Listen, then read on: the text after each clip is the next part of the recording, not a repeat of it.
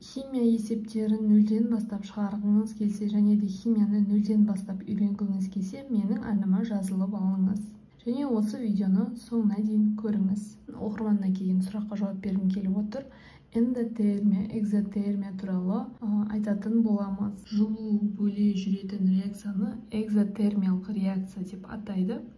Ал жылу сіңіріле жүретін реакцияны эндотермиялық реакция деп атайды екен. Жалпы экзо деген сөздің өзі сыртқа деген мағынаны білдіреді. Реакция жүріп жатқан ортадан сыртқа қарай, яғни қоршаған ортаға қарай жылу бөлінеді деген мағынада. Ал эндотермиялық деген ішке, яғни сыртқы ортадан реакция жүріп отырған ортаға қарай жылу сіңіріледі екен. Химиялық реакция кезінде бөлінетін немесе сіңірілетін жылу мөлшері реакцияның жылу эффектісі деп аталады. Жылу мөлшері джоульмен, килоджоульмен белгіленеді.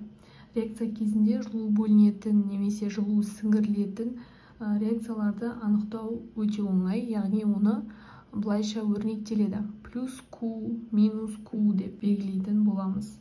Q-дың орнында сол жылу мөлшерлері сан мәнінде жазылады, немесе түсініктірек болу үшін Q деп жазуға да болады. Яғни плюс Q болса жылу бөлінеді, бұл экзотермиялық реакция. Минус Q болатын болса, бұл жылу сіңіріледі, яғни эндотермиялық реакция болып табылады. Ал жалпы осы эндотермиялық, экзотермиялық реакциялардың барлығын термохимиялық реакциялар деп атайды. Мұндай реакциялар есептері де ОБТ-да да өте жиі кездеседі, яғни термохимиялық теңдеу берілген деген сияқты есептердің әр түрлері болуы мүмкін. Жылу эффектісінің шамасы бірнеше факторларға тәуелді. Ол әрекеттесуші заттардың табиғатына, температураға, реагенттердің мөлшеріне, реагенттер мен алынатын өнімнің агрегаттық күйіне де тәуелді болады. Мысалы, осы факторлардың біреуіне мысал келтірейін. Мысалы, екі түрлі, мысалы, H2O2 әрекеттескенде екеуінде де H2O болады.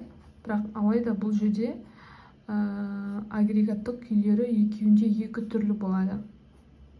Соған сәйкес олардың жылу эффектісі де әртүрлі болады екен. Мысалы, мына жердегі су бізде сұйық су болатын болса, газ болады. Яғни су буы дейді ғой, газ. Газ күйіндегі су, біреуінде сұйық күйіндегі су. Бұл жерде сәйкесінше бөлінген жылу мөлшері де әртүрлі болады, өйткені оның айтып өткеніміздей түзілген өнімнің агрегаттық күйіне де байланысты. Осылай біз көрсетсек болады. Мысалы, газ болғанда, яғни су буы болған кезде газ күйінде судың мынанша жылу мөлшері жұмсалады, ал сұйық суды алу үшін мынанша жылу мөлшері жұмсалады. Яғни осынша жылу мөлшері сыртқа жылу бөлінетіндігін көруге болады. Жылу бөлінетін реакциялар, әрине бұл жану реакциялары, барлық оттегімен әрекеттесетін реакциялар көбіне бұлар экзотермиялық, яғни жылу бөле жүретін реакцияларға жатады. Мысалы, көміртек пен оттегінің әрекеттесу реакциясы CO2 түзіледі. Яғни бұл экзотермиялық. Плюс Q, яғни бұл экзотермиялық. Өйткені плюс Q. Ал эндотермиялық реакцияға мысал ретінде оттегінің әрекеттесіп NO түзуін айтуға болады. Бұл жерде минус Q болады, яғни эндотермиялық. Бұл жерде эндотермиялық, яғни бұл жылу сіңіріле жүретін реакция. Осы видеоны соңына дейін көретін болсаңыз, соңында міндетті түрде есеп шығарып көрсететін боламын. Есептің шартында көрсетілген осындай термохимиялық теңдеу берілген. Реакция кезінде 585,8 килоджоуль жылу жұмсалған болса, қанша моль су айырылған? Яғни бұл жерде судың несін табу керек, зат мөлшерін табу керек. Моль тапқандықтан моль табу керек, сондықтан да былай есептейміз. 2 моль болғанда мынанша жылу бөлінген, судың жағдайында. 2 моль болғанда мынанша жылу.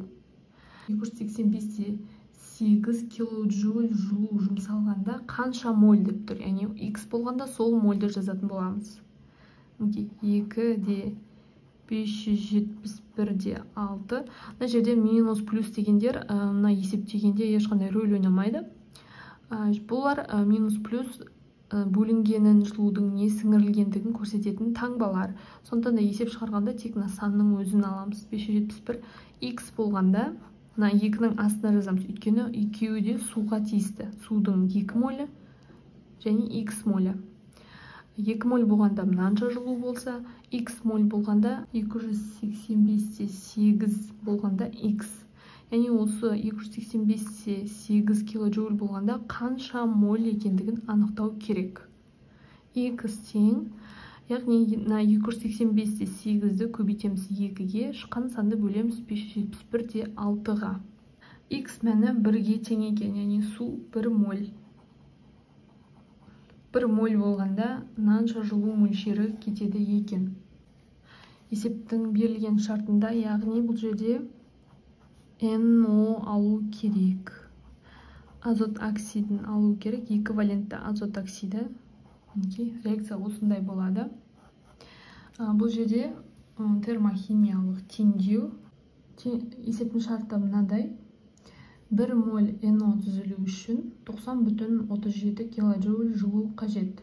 9037 килоджоуль жылу сіңіргенде қанша грамм азот эквивалентті оксиді түзілетінін есепте. Мына жерде 2 моль реакция бойынша. 1 моль NO түзілу үшін 90,37 болып тұр. 1 моль үшін 90,37 килоджоуль бөлінеді делінген.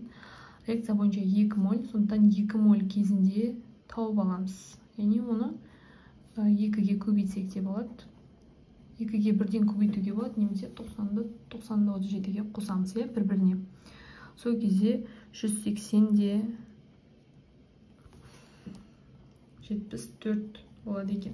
Яғни бізде 2 моль бойынша реакциямыз, ал есептің шартында 1 моль деп көрсетіліп тұр. Әдейі шатастыру мақсатында сіз реакцияны толық дұрыс жазатын болсаңыз, сонда сіз логикалық тұрғыдан бірден 2 моль кезінде қанша болатынын тауып аласыз. Осылай, яғни 2 моль дегеніміз бұны осының 2 есесі деген сөз. Ал енді әрі қарай 9037 килоджоуль жылу сіңірген кезде қанша грамм NO-ны табу керек. Егер бізде осының 2 моль үшін тауып алдық, енді келесі пропорция былай болады. 2 моль NO болған кезде 180-де 74 килоджоуль болды. Енді берілген 9037 килоджоуль кезінде қанша моль жұмсалатынын табу керек. Осы арқылы біз NO-ның, яғни азот оксидінің массасын анықтай аламыз. Бұл жерде, яғни X-тің мәні, мынаны көбейтеміз 2-ге, бөлеміз 180-де 74-ге. Сол кезде 100 моль болады. 100 моль болады. Енді әрі қарай масса табу формуласына қойып, біз NO-ның массасын анықтаймыз. Яғни масса табу формуласы M тең ню көбейтілген M-ға. M дегеніміз MR-ға тең. Ню дегеніміз 100 моль. Көбейтеміз. Бұл жерде NO-ның молекулалық массасы, яғни N дегеніміз 14, оттегіміз 16-ға тең. Қосқан кезде 30.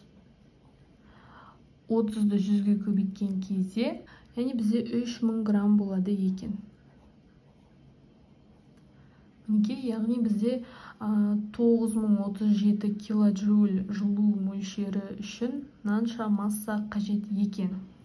Достар, осы видео сізге ұнаған болса, лайк басуды және де осы видеоны достарыңызбен бөлісуді ұмытпаңыз.